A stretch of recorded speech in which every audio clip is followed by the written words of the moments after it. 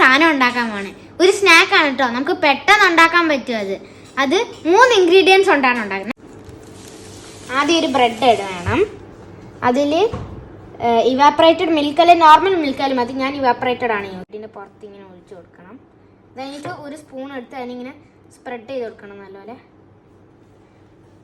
എന്നിട്ട് ബൂസ്റ്റ് ഇങ്ങനെ മുകളിലിട്ട് കൊടുക്കണം.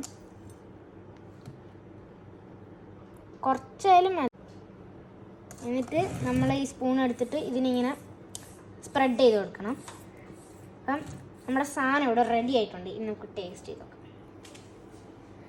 ഭയങ്കര ഈസിയാണ് ഗൈസ്, സൂപ്പർ ടേസ്റ്റാണ്. ഞാൻ ഒരു പ്രാവശ്യം ഉണ്ടാക്കിയിട്ടുള്ളതാണ്.